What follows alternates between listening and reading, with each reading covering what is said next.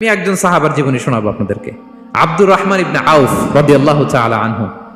10 জন জান্নাতের দুনিয়াতে বসে যে 10 জন সাহাবা জান্নাতের সুসংবাদ পেয়েছেন তাদের মধ্যে একজন, আলহামদুলিল্লাহ বলেন। আব্দুর রহমান ইবনে আউফ রাদিয়াল্লাহু তাআলা আনহু প্রথম 8 জন মক্কায় যারা কালিমা পড়ে মুসলমান হয়েছে তাদের একজন। তার স্ট্যাটাসটা আগে জেনে নেন। তো তিনি যখন মক্কা থেকে হিজরত করে মদিনায় গেলেন, মনে রাখবেন মক্কা থেকে যে সাহাবার বাড়ি ঘর ছেড়ে হিজরত করেছে তাদেরকে বলে মহাজির, মানে হিজরতকারী সাহাবা। আর মদিনাতে যে সমস্ত সাহাবারা তাদেরকে রিসিভ করেছেন তাদেরকে বলে আল আনসার, মানে সাহায্যকারী সাহাবা। তো যারাই হিজরত করে মক্কা থেকে মদিনায় যেত, বিষ্ণু ইসলাম মদিনার কোন সাহাবীর সাথে তার ভাই পাতিয়ে দিতেন, আল মুআখাত, ব্রাদারহুড করে দিতেন, দায়িত্ব দিতেন যে তুমি এই সাহাবীকে দেখবে। তো আব্দুর রহমান ইবনে আউফ রাদিয়াল্লাহু তাআলা আনহু যখন হিজরত করে গেলেন, তার দেখভাল করার জন্য যে সাহাবীর দায়িত্ব পড়ল তার নাম হচ্ছে সাআদ ইবনে রাবিয়া, আনসারী সাহাবী রাদিয়াল্লাহু তাআলা আনহু। বিষ্ণু বললেন, সাআদ, আব্দুর রহমান ইবনে আউফ তোমার ভাই, ভাই বানিয়ে দিলেন। কি বানিয়ে দিলেন? তুমি তাকে টেক কেয়ার করবে, সে হবে তোমার মেহমান। সুবহানাল্লাহ। সাআদ ইবনে রাবিয়া রাদিয়াল্লাহু তাআলা আনহু তিনি আব্দুর রহমান ইবনে আউফকে ডেকে নিয়ে গেলেন, ঘরে নিয়ে গেলেন মেহমানকে, এবং বললেন, ইয়া সাআদ ইন্নী আকসারুল আনসারি মালান। হে সাআদ, তুমি চিন্তা করো না, তুমি মনে করো না যে তোমার ভরণ পোষণ দিতে আমার কষ্ট হবে। আমি মদিনার সবচাইতে বড় বিজনেস ম্যাগনেট, সবচাইতে বড় বিজনেস ম্যাগনেট আমি। No tension, don't worry about it. Tension নিও না, আসো, তোমার জন্য আমার কি প্রপোজাল শোনো। ফাআকসিমু লাকা নিসফা মালি, আমার যত সম্পদ আছে আমি অর্ধেক তোমার দিয়ে দিব। সুবহানাল্লাহ। এত আস্তে আপনার বাড়িতে কেউ মেহমান হলে করতে পারবেন এরকম? আল্লাহ,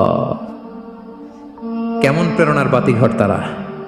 ফাআকসিমু নিসফা মালি, হে আব্দুর রহমান ইবনে আউফ, আমার অর্ধেক সম্পদ তোমারে দিয়ে দিব। এখানেই শেষ না, এরপর বলতে লাগলেন, আমার অনেকগুলো স্ত্রী আছে, তুমি কোথায় যে মেয়ে খুঁজবা, প্রস্তাব দিবা, এত ঝামেলার দরকার নাই।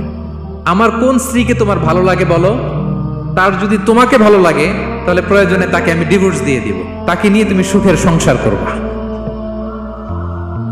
আল্লাহু আকবার, আল্লাহু আকবার। অর্ধেক সম্পদ দিয়ে দিব, আমার একাধিক স্ত্রী আছে, কাউকে যদি তোমার পছন্দ হয় এবং সেও যদি তোমাকে পছন্দ করে, প্রয়োজনে তাকে ডিভোর্স দিব। New life, new career, just go on. আমরা এই সুযোগ পেলে কি করতাম?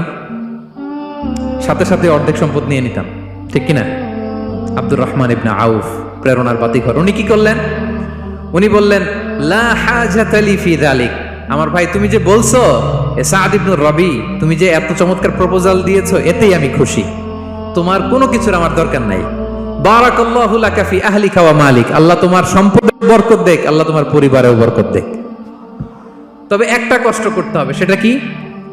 আব্দুর রহমান ইবনে আউফ বললেন, দুল্লানি ইলা সুক, just show me the way to market. মদিনার বাজারটা কোথায় এটা একটু দেখায় দাও।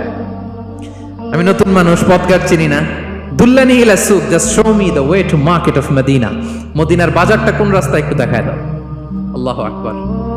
সাআদ ইবনে রবি বললেন, এই তো মদিনার বাজার। উনি যে কিছু ঘি কিনলেন, পনির কিনলেন, কিনে বিক্রি করলেন, প্রফিট করলেন। ওই প্রফিট দিয়ে আরো বেশি করে কিনলেন, আবার বিক্রি করলেন, প্রফিট, আবার বিক্রি করলেন, প্রফিট। এই কেনা বেচা করতে করতে 1-2 মাসের মধ্যে উনি মদিনার one of the biggest business magnate হয়ে গেলেন। আল্লাহু আকবার। কি হাড় ভাঙা পরিশ্রমই না তারা করেছেন। একেবারে রেডি ক্যারিয়ার ছিল, গেলাম সবচেয়ে বড় বিজনেসম্যানের অর্ধেক সম্পত্তি পেয়ে গেলাম। He didn't accept the ready career, rather he made his own path with his own Endeavour.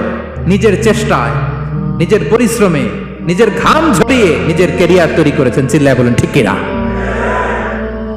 This is the biography of Abdul Rahman ibn Auf radiyallahu ta'ala anhu.